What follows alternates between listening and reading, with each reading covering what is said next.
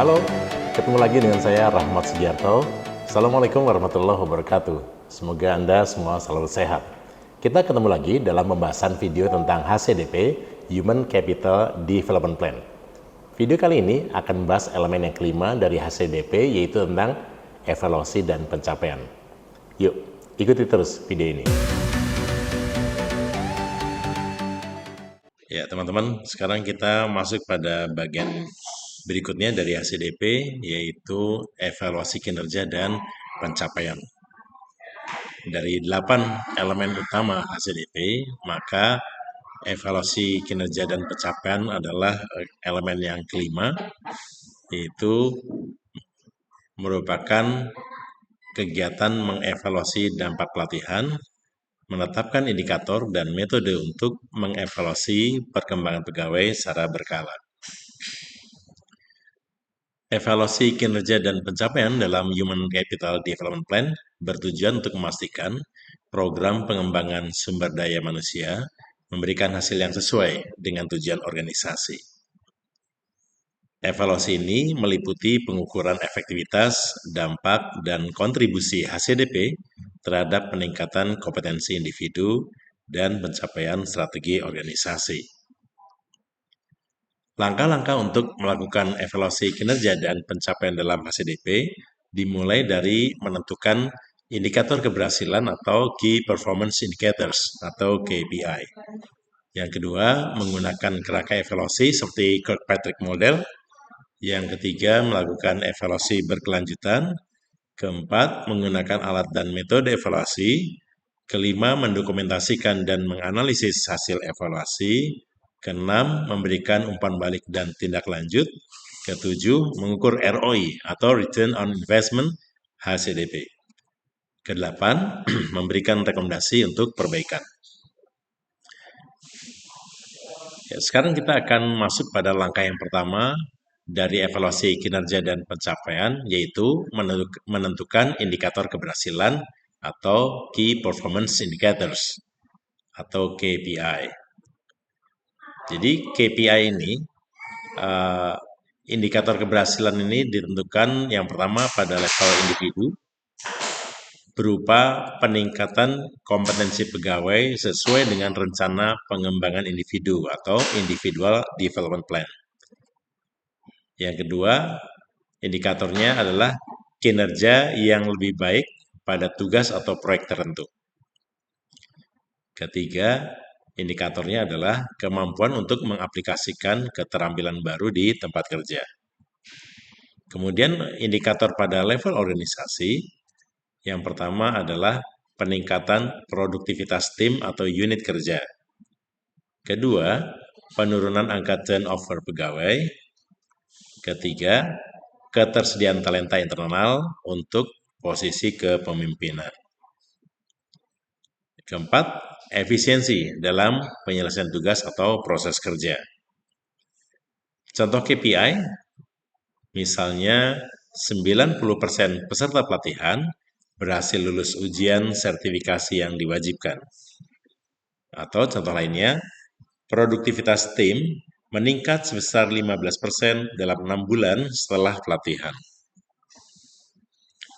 Teman-teman semua, sekarang kita masuk pada langkah yang kedua, yaitu menggunakan kerangka evaluasi seperti misalnya Kirkpatrick Model 4 level.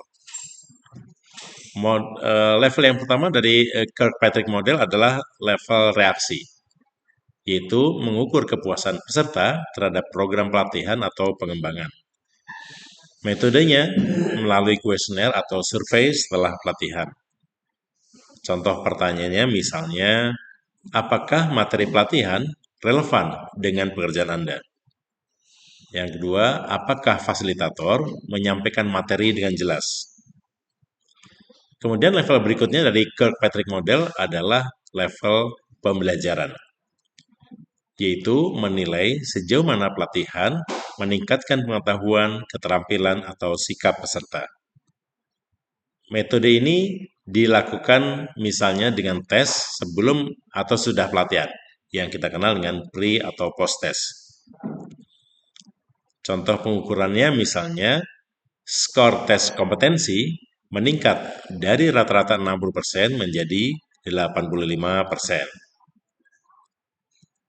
Kemudian level ketiga dari Kirkpatrick Model adalah level perilaku kerja, yaitu mengukur apakah peserta menerapkan keterampilan atau pengetahuan yang diperoleh ke dalam pekerjaan sehari-hari. Metodenya bisa melalui observasi kerja, wawancara dengan atasan, atau evaluasi kinerja. Contohnya, supervisor mulai menggunakan teknik komunikasi asertif yang dipelajari dalam pelatihan. Level yang keempat adalah level hasil, yaitu mengukur dampak pelatihan terhadap kinerja organisasi.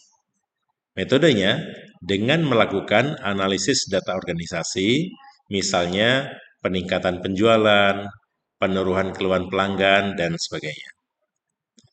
Contohnya, misalnya, waktu penyelesaian proyek berkurang sebesar 20% setelah implementasi program pelatihan manajemen proyek. Teman-teman, berikutnya kita masuk ke langkah yang ketiga, yaitu melakukan evaluasi berkelanjutan. Evaluasi berkelanjutan dimulai dengan atau terdiri dari evaluasi jangka pendek yang dilakukan segera setelah program berakhir, yang berfokus pada hasil pembelajaran atau reaksi dan peningkatan kompetensi.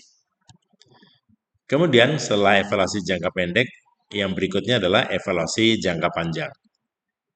Evaluasi ini dilakukan 3-12 bulan setelah program untuk mengevaluasi dampak terhadap kinerja individu dan organisasi. Fokus dari evaluasi jangka panjang adalah pada perubahan perilaku dan hasil organisasi. Teman-teman, berikutnya kita masuk pada tahap yang keempat atau pada komponen yang keempat, yaitu menggunakan alat dan metode evaluasi. Alat dan metode evaluasi yang pertama adalah kuesioner dan survei, di mana hal ini digunakan untuk mengumpulkan data tentang kepuasan peserta dan relevansi pelatihan. Alat yang kedua adalah tes atau evaluasi kompetensi. Tes atau evaluasi kompetensi digunakan untuk mengukur pengetahuan atau keterampilan yang diperoleh. Alat berikutnya adalah evaluasi kinerja, yaitu dengan membandingkan hasil kinerja sebelum dan setelah program. Kemudian alat berikutnya adalah feedback 360 derajat, yaitu mengevaluasi perubahan perilaku dan kompetensi dari berbagai perspektif, yaitu dari atasan, dari rekan kerja, dan dari bawahan. Kemudian alat berikutnya adalah data kuantitatif, yaitu analisis KPI organisasi seperti tingkat produktivitas, efisiensi, atau keuntungan. Alat lainnya yang berikutnya adalah studi kasus atau laporan individu, yaitu untuk menilai bagaimana peserta menerapkan pelatihan di tempat kerja. Teman-teman, sekarang kita masuk pada langkah yang kelima, yaitu mendokumentasikan dan melakukan analisis terhadap hasil evaluasi. Yang pertama, kita mencatat semua hasil evaluasi secara sistematis untuk mendapatkan wawasan yang jelas. Kemudian, membandingkan hasil aktual dengan target yang telah ditetapkan dalam HCDP. Langkah yang keenam adalah memberikan umpan balik dan tindak lanjut.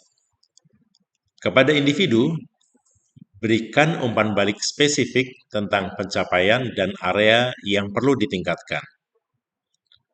Lakukan penyesuaian pada Individual Development Plan atau IDP jika diperlukan. Kemudian kepada organisasi, laporkan dampak program HCDP terhadap pencapaian tujuan strategis. Gunakan hasil evaluasi untuk menyempurnakan program pengembangan di masa depan.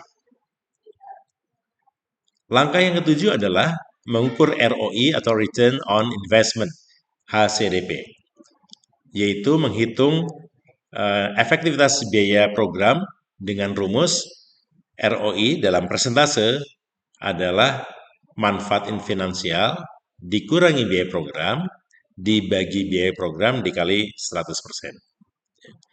Contoh perhitungannya, bila manfaat finansialnya 500 juta rupiah, misalnya peningkatan produktivitas, lalu biaya programnya 100 juta rupiah, maka ROI-nya adalah 500 dikurangi 100, dibagi 100 dikali 100% sama dengan 400%. Kemudian langkah ke-8 adalah memberikan rekomendasi untuk perbaikan. Jadi berdasarkan hasil evaluasi, lakukan identifikasi elemen program yang berhasil dan yang perlu diperbaiki. Kemudian rancang program pengembangan berikutnya berdasarkan wawasan dari evaluasi. Demikian teman-teman video kita tentang evaluasi dan pencapaian. Semoga bermanfaat. Sampai jumpa di video berikutnya. Assalamualaikum warahmatullahi wabarakatuh.